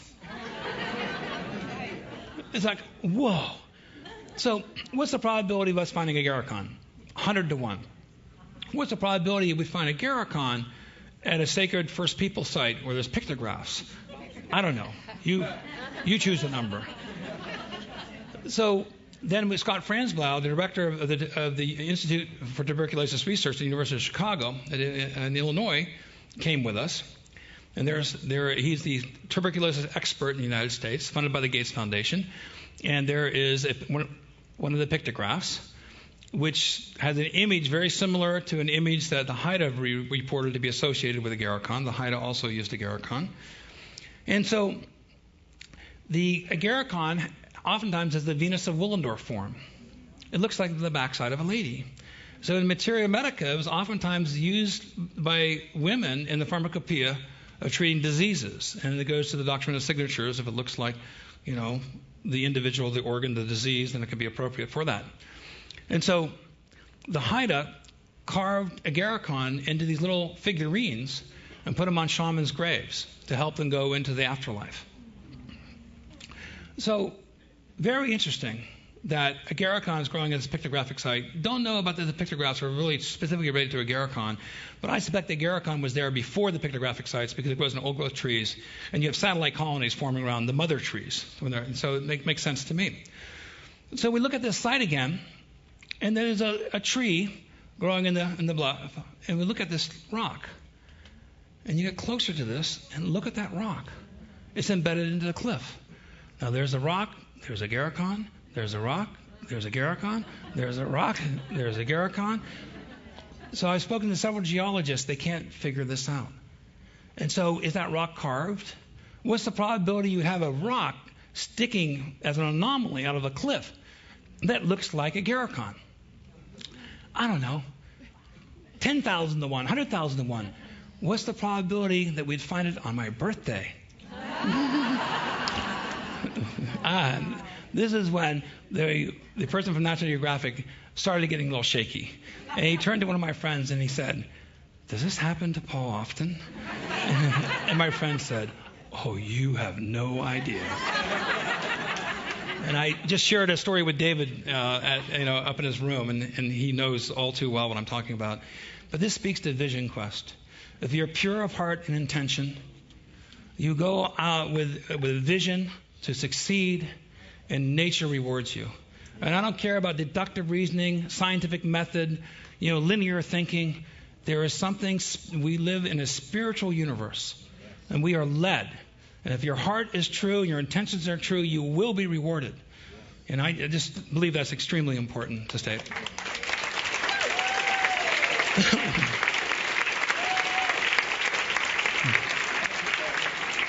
So here is a very big Agarikon that we found, and it gives you some idea about the size of the trees, this next image. There's the tree that it came from. My twin brother and I went in the South Fork of the Hoh on the Olympic Peninsula, and we were following a bear way too close and a cub, and so we had to take a left. And we took a left, and something about taking lefts really worked. And I took a left, and we found this large Agarikon. So we got that into culture. Here's my weird brother Bill from Chicago. He's a writer for the Chicago Sun-Times. And Bill is... Let me just say, Bill still doesn't have his driver's license. Let me put it that way. He's very good in the city, though. And so they take Bill out into the woods, and after 3 or 4 days, Bill's really quiet. He's very understated. And I said, "Bill, well, you've been in the old growth now for several days. What do you think?" And all he could say was, "Good." Coming from my brother Bill, that is huge. He is really excited when he says that. So here he is. He's looking up at a 700-year-old Douglas fir tree. This is the biggest Agarikon that we've ever found. And it's there. And so a friend of ours, Scott Baker, is a canopy expert and tree climber. So he has this hacky sack thing and a slingshot. And he sends up a fishing line. And then up Scott goes, up the old growth tree. And then here he is by this huge Agarikon. This one's probably 80 years old. It does not rot the branch that supports it. Why? I suspect the branch is petrified with calcium oxalate. It mineralizes the branch and makes it really hard, rots the core of the tree. We think this fungus actually is an endophyte, preventing other fungi that were quick to kill trees, prevents them from killing the trees. And then the Agarikon sets up its home within the mass of the tree. You only find old growth forest because only when the tree matures to hundreds of years of age does then the Agarikon form the mushroom stage. Otherwise, it's inside the tree as part of this host defensive resistance against disease. So those are the growth rings. 100-mile-an-hour winds, 400 inches of rain in some of these places. And this is one of the reasons I think that maybe our ancestors did not call it this for the Elixirium ad longum vitam, but I see this as a mushroom that has an extraordinary long lifespan. So we now have 35 strains of agarikon in the culture. Dusty and I have spent almost $500,000 specifically on preserving the genome of agarikon. It is taking 25 years to find these strains. A little bit better at it now, but it still is a lot of work. That's a labor of love, and we feel it's our spiritual destiny to be able to save agarikon from its rapid decline. We don't like to pick it, so we take up now stainless steel tubes, and we stick the tubes into the bottom side of the mushroom, and we get this amount of tissue is all we need to take to the laboratory, so we leave the agarikon now in the woods. So what you're going to see next is a short video clip. And Dusty and I were at Brighton Bush Hot Springs for the Brighton Bush Mushroom Conference. The beginning of it on Thursday, I hold up a giant agarikon. I tell 150 people, we're looking for this fungus. It grows in these woods. If you find it, don't pick it. Let us know. We just need a small fragment of tissue the size of our fingernail. We want to preserve as many strains as possible. 150 people go out 3 days in a row. No one finds agarikon. We're driving away from Brighton Bush Hot Springs in Oregon through an old-growth forest. Dusty goes, what are those tags, Paul, on the trees? He used to cut trees. I go, well, they're marked for logging. They're going to log this old-growth forest. We still log old-growth forests in the national parks, national forest lands, unbelievably. So we pull over. Dusty goes, it looks good here, Paul. We pull over. I get out of the car, and I walk in a straight line to what you see right here. October 27, 2008, we just started leaving Brighton Bush Hot Springs and saw a beautiful old-growth forest, and we came here, and then we saw a blue tag basically saying that this entire forest is going to be cut. So we're 200 feet away from the road, beautiful old-growth forest, and we're hiking here, and we found an old friend. And this is Sphomatoxis officinalis agarikon, otherwise known as a quinine fungus. This area is going to be totally destroyed here in the next year. This is a perfect opportunity for us to get another strain in the culture. This one's probably about 40 or 50 years old. It's still alive at the bottom here. We would normally just take a small piece of tissue and about the size of my fingernail and take it to the laboratory. But in this case, the loggers are going to totally destroy this situation here, so we may as well harvest it. Harvesting this is easier said than done, or maybe not. Look at this, it's giving itself up. Look how easy that is. Whoa, just gave itself up. And so there's this tissue here that we'll get the culture from. That was sweet. So, again, Vision Quest. We're all involved in Vision Quest. Every day that we go out with intention and purity of spirit, amen, nature and God will reward you. Amen. So, okay, here are 4 strains of agarikon. I just show this is how I match them up. If they're the same strain, they'll grow together seamlessly. They won't have these ridges of barriers of resistance. So I've been involved with the BioShield program of the U.S. Defense Department directly after 9/11. The U.S. Defense Department learned that I had an eclectic library of strains from the old-growth forests. And so we started analyzing the strains for the BioShield program. We sent them now about 700 samples. About the first 250 samples, all were negative. We tried boiling the agarikon in hot water, the traditional Chinese method. We did all sorts of different extraction methods. And I'm getting the research reports back. I'm flipping them through. And lo and behold, we had a hit. Now, all of our strains were not numbered. They were alphanumerically numbered. So I had to look it up in our lab books. Well, this strain got a hit. This is interesting. What is it? It was agarikon. So Dr. Earl Kern is a smallpox expert with the BioShield program. He says any compounds that have a selectivity index or 10 2 or more are great, 2 or more active, 10 or more are significant. Our agarikon extracts of the mycelium, water and ethanol, of fresh mycelium, uncooked, living mycelium, had extremely strong anti-pox properties. After 1968, smallpox was supposedly eradicated. Those of you born after 1968, you have no immunity protection against smallpox. Those of us, prior to that time, we have a little smallpox vaccination mark, on our arms. So we got a lot of attention. The BioShield department and NIH became very excited about our work, and we started getting involved in what's called bioguided fractionation with the National Center for Natural Products Research.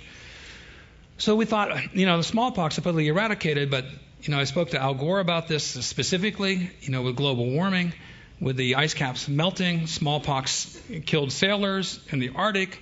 Their bodies are thawing out. Rats can scavenge the bodies. Smallpox could reemerge. We know that Al-Qaeda did purchase smallpox from the broken republics, from Russia. And so a pandemic from viruses is by far the biggest concern the U.S. government has. So we started doing bioguided fractionation, but then bird flu came on the horizon, H5N1. So we put our attention to bird flu. We had all these samples, so let's just send them to a different laboratory operated by the U.S. government to test against bird flu. And now we hit the huge home run. Selectivity indexes, remember, 10 or more or greater, we're in the hundreds.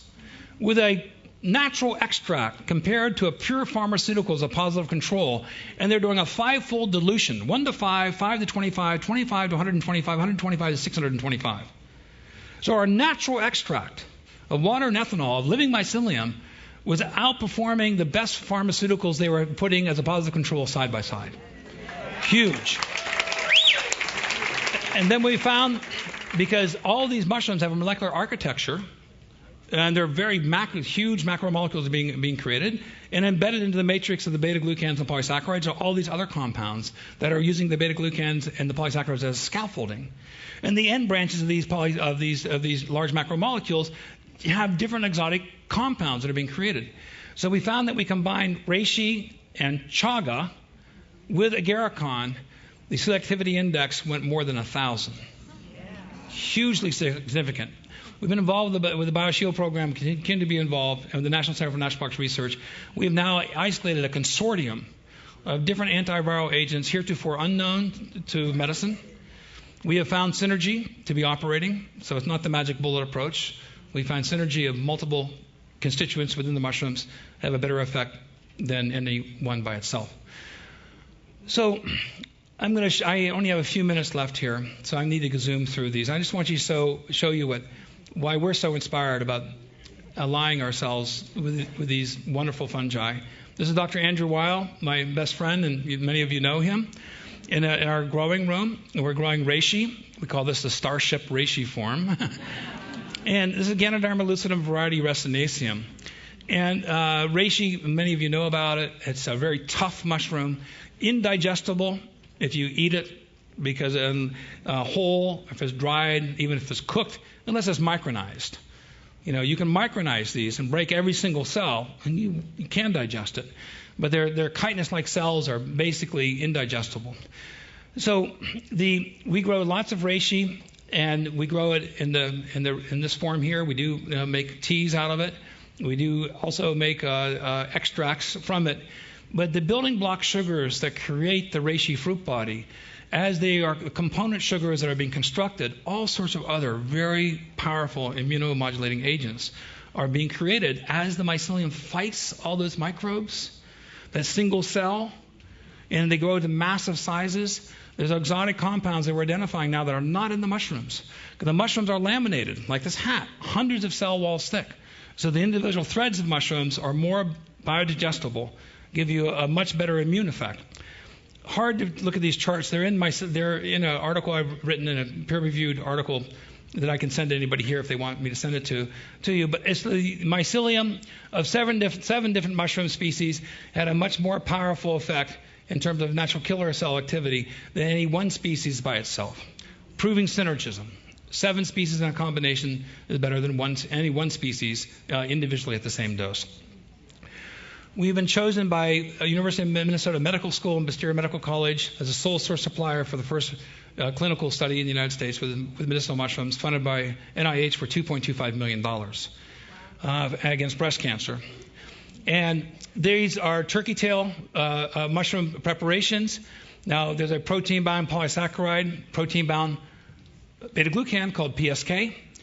that we received from China, they received from China, and side by side, our mycelial-based powders and our liquid extracts outperformed PSK, having a much stronger natural killer cell enhancement than PSK, which is a purified compound. You'll hear a lot about beta-glucans. You'll hear a lot about PSP, a lot about PSK. That's old news. Yes, that information is good, but that was a building block of knowledge and is now elaborated into hundreds of other novel constituents, which we are finding to be more powerful than beta-glucans, more powerful than PSK, than heretofore had ever been tested. Now, on a personal level, as I mentioned, my mother's a charismatic Christian. In June of this past year, this is kind of personal, but she calls me up. She says, Paul, I didn't want to bother you because you're always so busy. That's always a terrible thing for a mother to say to a son. I said, Mom, what is it? And she goes, I'm concerned. I'm worried. I can't sleep at night. I go, what's wrong? She goes, my right breast is 5 times the size of my left. I said, I have 6 lymph nodes the size of walnuts. They're angry. I started crying on the phone. I said, Mom, why didn't you tell me? Well, somebody with a dark field microscope came through her charismatic Christian facility because he was a charismatic Christian, looked at the blood. Oh, you don't have cancer. Well, my mom has advanced stage 4 cancer. So I took her to hospitals, and I spent most of June in hospitals at the Swedish Breast Cancer Clinic, University of Washington, and other hospitals. The Swedish Breast Cancer Clinic, the oncologist lady there said this is the second worst form of breast cancer she's ever seen in 20 years of practice. I asked her, how long? She said, 3 months, maybe 6. Prepare. No, my mother's 84 years of age. She told my mother, you've lived a long life. You're past the bell curve. We see ladies in their 40s and 50s, their lives have been stolen from them. It metastasized to her liver, crossed the meridian, inner sternum. That's what stage 4 means. And the prognosis was very poor. But the oncologist said, we can give you Herceptin, we'll give you some other drugs. It's a very interesting clinical study going over at Bastyr Medical School using turkey tail mushrooms. And my mother said, my son's providing them, That was kind of cool. So we got my mother on turkey tail mushrooms, and she's been on Herceptin. As of last month, she is virtually cancer-free.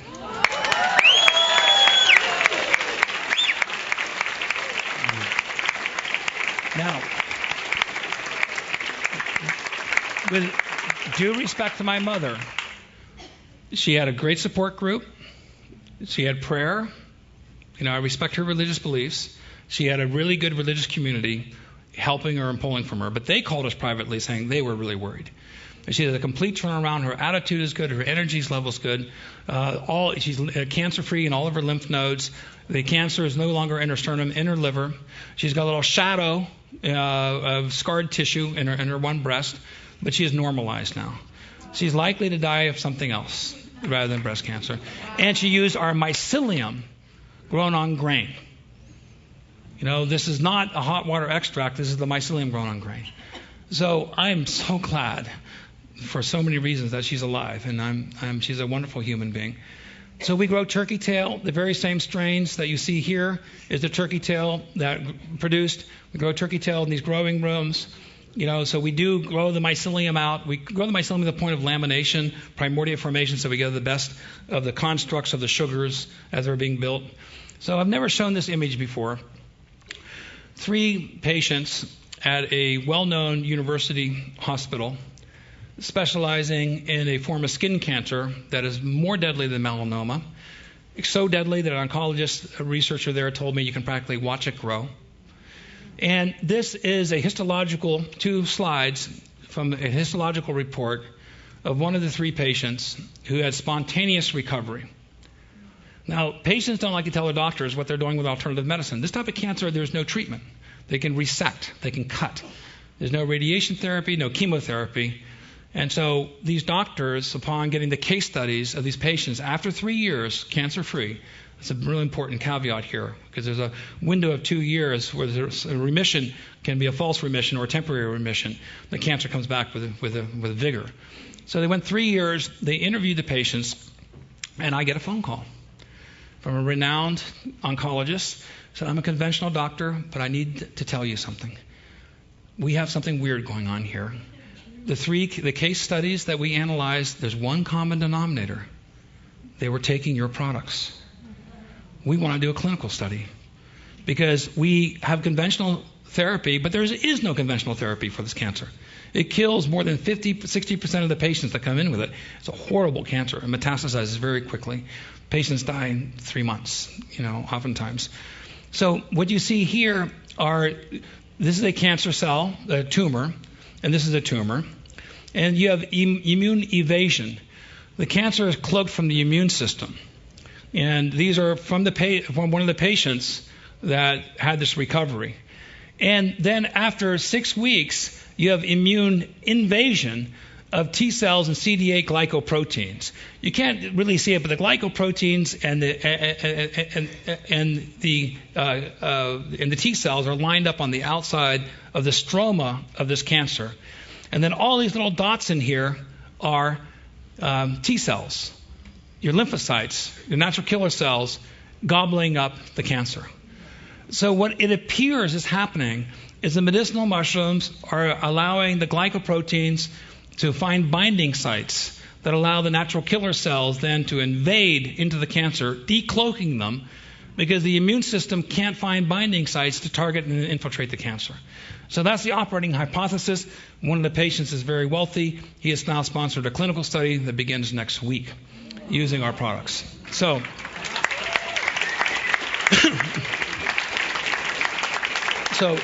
chaga, I know David is extremely excited about chaga, so are we. Chaga is Inonotus obliquus. It grows on birch trees. We also grow shiitake. I'm going to go through these very quickly. Shiitake and mushrooms are the best source of vitamin D of any land-based organism. They're rich in ergosterols. We expose shiitake mushrooms grown indoors with no exposure to UV light. The amount of vitamin D, when I use 40 micrograms, vitamin D levels of shiitake grown indoors, 140, 130 IUs of vitamin D per 100 grams. You expose it to sunlight for 2 days, and the vitamin D levels, provitamin D2, soars from 10 to 100 to 40,000. And so they're using 100 grams dry weight, but you divide that by 10. There's 10 grams dry weight. 10 grams dry weight times 10 is a quarter of a pound approximately, a handful. So you're getting 400 IUs of vitamin D with a handful of shiitake mushrooms. 4,000 IUs of vitamin D from a handful of shiitake mushrooms. And the wonderful thing about this, we tried dried mushrooms that we had picked in the fall, and we put them out in the sun, dried mushrooms, in sunlight for 2 days. Vitamin D levels soared. So this is the best source of vitamin D that you can get. It's a vegetarian source, coming from mushrooms. And this is extremely important, that that mushrooms can hyperproduce vitamin D. Day 3, the vitamin D levels went down. Okay, may I go 10 minutes longer? Okay, all right. Okay, so I'm very interested with the insect relationship with fungi. There are 4 insects that cultivate fungi. 4 animals that cultivate fungi in the kingdom of animals. Well, humans grow mushrooms, right? Termites grow mycelium and grow mushrooms. Ants grow mushrooms, and bark beetles. That's very interesting, the bark beetles do. This is a thatch ant mound in Washington State, and it was found that more than 25 million years ago, Atine ants discovered that by growing mushroom mycelium, the mycelium would select a bacterium that would in turn produce an antibiotic that would select a bacterium that would then prevent Escovopsis, a fungal parasite, from invading the nest. So let me repeat that. The ants cultivate a mushroom mycelium. The mushroom mycelium preselects a bacterium through its own antibiotic selectivity. The bacterium then produces an antifungal antibiotic that prevents a fungal parasite from killing the nest. What a beautifully wonderful system that these ants have discovered. Well, knew about this, and they grow Lepiota mushrooms. So here we're inoculating an ant pile with mycelium. In a matter of a few hours, they spread the mycelium around, and then didn't think much of it. And then the next year, boom, these giant Lepiota mushrooms would show up. This is my grandson, Trevon. It's called the parasol mushroom, edible and choice. And so the next year, we had more mushrooms coming up. So lots of mushrooms started coming up. The next year after that, we had a whole bunch of mushrooms. These mushrooms are up to a foot high. And so this is one day. This is the next day. These things are huge. They stand up to your knees. They're so big. They're edible and choice and delicious. The Macrolepioida procera.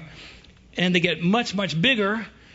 And then they get real big. And you can have a beer, read the New York Times, Homo sapien, symbiosis with parasol mushroom, New York Times, and beer. So, and this is the largest one that we picked. Look at the size of that thing. And so then they sporulate, and then the ants then spread the mycelium around. And then we had more colonies coming up, and pretty soon now we have 200 to 300 of these mushrooms coming up in September and October around our farm. So we give it to our friends and our neighbors, and you take the stem butts, and you go ahead and inoculate another ant mound. And then you get a perennial gourmet mushroom growing on your property for years and years to come, and you protect the ants. That's really, really cool. I like that. There is a mushroom called Termitomyces robustus. It grows in termite mounds. After the termites abandon the mounds, the mushrooms form. But when the termites are in the mounds, they prevent them from being parasitized.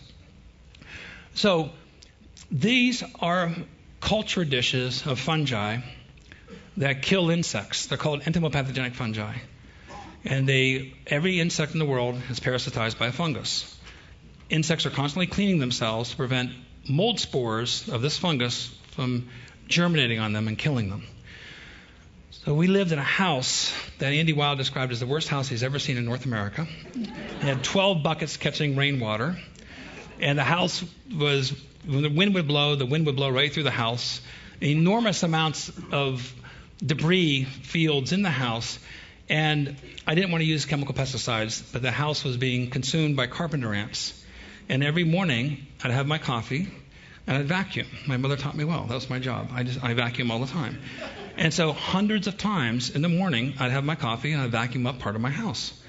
And and after hundreds of times, going, this is ridiculous. I'm losing my whole house here.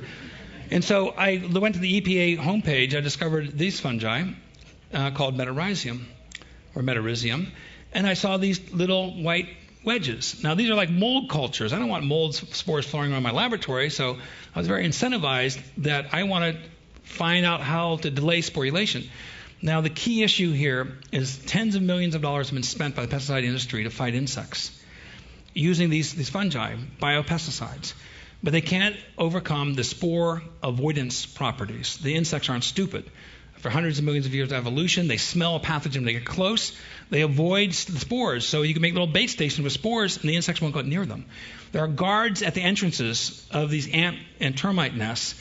And if any insect, any worker comes up with any of these spores on it, they capture that worker, take it to a graveyard, cut off its head. And then the guards commit suicide. They don't go back. Because now every graveyard has that mold. So this mold grows everywhere in the world, in every continent, every state, every region. There's ants and termites. All ants and termites have graveyards full of this fungus. But they sequester them away from the queen and from the mother nest. You protect the queen at all costs. So I then thought, okay, I'm going to get rid of the insects, but if they avoid the spores, I'll create cultures that lack spores. So I actually took those little wedges, marched them downstream in culture work. This is the same culture, but I got it into a pre-sporulating form. And so, okay, we're going to check the insects. So I put the Barbie doll dish down and put about 50 kernels of mycelium without spores of this Metarhizium fungus. And I made a big deal out of it to Dusty and to my daughter. And we went to bed. My daughter woke up around midnight. And she told me she actually changed her path going to the bathroom. And she went to look at the little dish that she gave me. She couldn't believe what she saw. It was swarming with ants, like you see here. Rather than avoiding the spores, they were attracted to the spores. And so then the ants took the mycelium back to the nest, went past the guards. We found out later it was given to the queen. The queen enthrones herself in the mycelium with her workers' help. It's given to the brood, spread throughout the entire nest. And the mycelium then mummifies the insects. So it's a stealth technology using a nature-based system. This is in their graveyard. And so then my Aunt Louise heard about this. Now, my mother's 84. My Aunt Louise, I think, is 87. And she said, Paul, we have a family house on the water. It's being attacked by carpenter ants. I heard that you have something. I said, well, I'm not permitted by the EPA to give this to you. I actually played this for the EPA, so they know about it. They said, don't do that again. And she left me this voicemail, which is just a jewel. And so here's my Aunt Louise and her response to putting down a dish just like that at a different house. And she's very good at her observations. I'm very excited to tell you that the ants are all gone. I came down Sunday morning, and on the left, below the toilet, was a huge circle of black ants, and they were all acting very strange, and they weren't running anywhere. And among the ants was a very large flying ant that I figured must have been the queen. So I thought, oh, what do I do? So I picked the carpet up and shut all those ants into the toilet and flushed it. And now they're gone. And I've only seen one other ant that was in the past day, and he was kind of going crazy, trying to walk out on the front porch. So I was definitely on him and finished him. Anywhere on this the next day. So then what happens is the ant colonies then sporulate. So the ants that are killed, they sporulate, and the repellency keeps termites and ants away from your house. So the repellency property works to your favor. Now, under certain conditions, when the ants become mummified, boing, a cordyceps mushroom springs out of their head. So this turned out to be a dimorphic fungus. It's got a mold state and a mushroom state, and many of you know about cordyceps. So this is and it causes ants in Costa Rica, for instance, to have the impulse to climb the top canopy of a forest, lock its mandibles into the top leaves, and boing, a mushroom comes out, and then the spores spread far and wide. So dimorphism of these fungi, these antipathogenic fungi, is very, very interesting. So the house came down. I received my first patent because there was no prior art on this. And I have to give my respect to many other mycologists and scientists who spent their lives studying this. They all missed it because their professors told them, you know, those white wedges, they lose the ability to sporulate. Senescence is happening. Avoid those. The strains are dying. It's losing the ability to reproduce. I went the other way. I said, no, I'm going to chase those little white wedges, see if I can delay sporulation. First patent was issued against carpenter ants, fire ants, and termites, subterranean and Formosan termites. We tried extract experiments. Extracts then can attract the insects directly to a single location. 4 choices here, 1 treatment, 3 controls. Termites then tunnel specifically to where the extracts are. And then I received my second patent for all social insects. After you proved to the patent office it worked against 6 insects, then they threw in the towel. They said, okay, you get all social insects, 200,000 species, not harmful to bees. I realize this technology is extremely powerful. But the cost-benefit ratio of this compared to the risk assessment ratio compared to the chemical pesticides being used now is just, the contrast is huge. This is a nature-based solution. So I wrote the guiding principles that are attached to my patents, which have been business killers. I've not been able to work with anyone, any of the big companies, because they see this as a disruptive technology. One of my first guiding principles is we wage no war against insects. I just don't want to have termites in my house. You can have termites elsewhere, but termites stay out of my house. And so I have these strong environmental principles that I've published. It's in Mycelium Running, and it has been a deal killer in me trying to go forward. The Australian Patent Office, because I tried it against flies and mosquitoes, now giving me all insects. And so this is a paradigm-shifting technology that can replace the majority of chemical pesticides in the world with a nature-based solution, and we can go to any graveyard of any termite or ant nest in the world and pull out an indigenous strain of this fungus, morph it in such a way that we can have a ready-made solution and eliminate the entire chemical pesticide industry.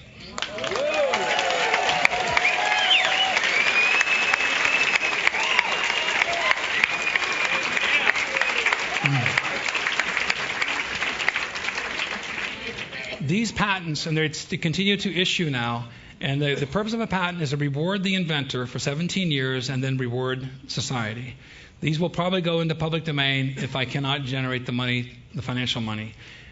To get a new pharmaceutical to market is $50 million. To get this to market would be the insect treatment will probably be $10 to $20 million. I don't have that money. You know, I have these inventions. I want them to help society and the environment. without a business model, you can't get there. It's got to be profitable so you can reinvest the profits into research. But I want to save the earth. I want to do a lot. And what can we all do? We can't take it with us, but what we can leave is our heritage. And my number one goal in my life is to die with a smile on my face. That's it. I can't take it with me. But wow, I could leave. And I think we're finding, fungal keys to doors that through which the next generation can walk, which can enable environmental solutions, to the calamity that the chemicals that we have inflicted upon the environment today. So I came up with the Life Box. And I just want to close with the Life Box.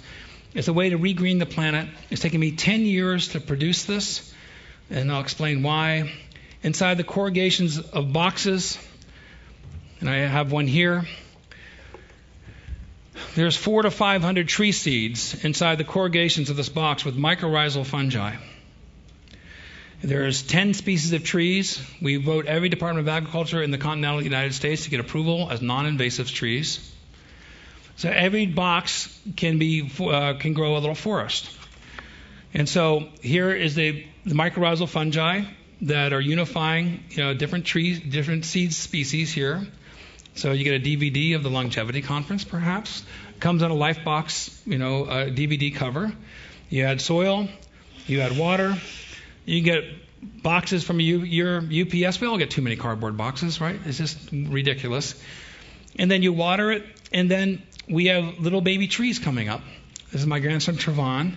There's about 20 trees here, birches. We have hemlocks, cedars, pines. We have sequoias for the West Coast on this run, just because I like sequoias. And the seeds are this small, and the trees get 300 feet high. That's so cool. And I'm explaining this to my grandson, and he's like, and I told him, your grandkids. Now think of that. You're my grandson, and you're going to be an elder, and you're going to have grandkids, and they're going to have grandkids. He goes, yeah. He goes, they're going to be able to walk through an old-growth forest that came from a Life Box. His immediate response was, cool. Didn't have to worry about the math. He just immediately go, I get it, cool. And then he goes, why aren't all boxes in Life Boxes, Grandpa? I go, I like you. He's starting to think here. So there he is, growing the little baby trees. And the trees are coming up, all unified with mycorrhizal. Now, here are the numbers, and they're quite simple. Al Gore was our first customer, I'm happy to say. He ordered 150 of them. This is a cold glue process, and this is why it took me 10 years. All the corrugators use hot glue, so it kills the seeds and the spores. So we have 400 tree seeds in this box. Let's say 4 trees survive. So there's 4 trees come up. You only need a space of 2 laptops for the first 2 years. So just this much space. You can be in Brooklyn, you can be in New York City, wherever. And then it forms a social currency. You're at parties, you go, I have little baby trees, and I plant them. You have some land? Yeah, I have some land, so you network with somebody who has some land. Then 2 years later, you go out and you plant your trees. Okay, the 4 trees can't be in a square foot. They'd be too crowded. So you have to spread them out 33 feet apart. Well, 33 feet times 33 feet is 1,000 square feet. So you've gone from 1 square foot to 1,000 square feet. Remember that, 1,000x multiplier. A 1% share of cardboard in the United States can surface the land of the United States to the tune of 25,000 acres per week. A 1% share of cardboard. 25,000 acres per week times 1,000 is 25 million acres per week. Now, the naysayers, the doubters, that's exaggerated. I don't care what multiplier you run through those numbers. It's still hugely significant. Moreover, it gives people hope. This is a shovel-ready solution to climate change that enables people to do something. There's no extra weight inside the box. It has a universality of use. All businesses, practically, use cardboard boxes. And the beauty of this is the box costs less than that of the same box at a UPS store. So why not ship everything in Life Boxes? So this, I think, is a way for us to create a tipping point to reforest the planet. You can't suck oxygen from pavement. Shanghai has committed ecological suicide. LA is certainly on its way. The solution here for carbon credit sequestration is through trees. By registering the location of your Life Boxes with your GPS coordinates from an iPhone or BlackBerry or a Droid, you go to our homepage, you register GPS coordinates, it gives certitude that the carbon has been sequestered. I think this is the vehicle to be able to make a huge positive impact that will carry us into the next level of being able to save our ecosystem and prevent 6X from occurring. Fantastic. Now I wanted to ask Paul a few questions since we've got him. Isn't that great to have Paul? Yeah. All right. So one of the big questions that's out there, and he alluded to it, but I want to make it clear to everybody here, is which kind of mushroom supplement do you want? Do you want the whole mushroom off the tree, break that off, make a tea? Do you want the ones that are just hot water extract? Do you want ones that are mixtures of ethanol extract, methanol extract, plus this other stuff? Do you want the mycelium powder? Which kind of product do you want, and what's the best? Yeah. And I thought we'd turn that over to Paul. What do you think, Paul? Well, I answer a question with a series of questions. If you want a mushroom that does not have the antiviral properties, or you want something that has the antiviral properties? Antiviral. You want something with antibacterial properties or not antibacterial properties? Antibacterial. You want something with immunomodulating or not immunomodulating? Well, I mean, all these compounds are present within the whole organism. And so the mycelium has all the antiviral, antibacterial properties, but the mushroom, when you grow it, it's laminated hundreds of cells thick. And yes, it's high in beta-glucans. Yes, it's high in sugars. That will help your immune system. But it lacks many of the other constituents, and you can fractionate into inactivity. And so by doing fractions, yes, we can isolate out the antiviral activity, but now we know viruses have a direct connection to many cancers. And if you take out the antiviral properties, but you're trying to modulate the immune system, if you can prevent the viruses from leaving these cancerous proteins in your body, then that can go a long way for you beating cancer in the long run. So we like to use the mycelium. We grow the mycelium to the point of mushroom formation. So we have the constellation of constituents and the building blocks that give rise to these polysaccharide complex sugars that are part of the structural component of the mushroom. So I like using the mycelium as it matures into the beginnings of primordia. And that is what I recommend. And that's what these products are? That's correct, yeah. Okay, now here's what's going to happen. I'm going to ask him one more question, but after that question, we're going to slip Paul out the door over there, and he's going to do a book signing of his book.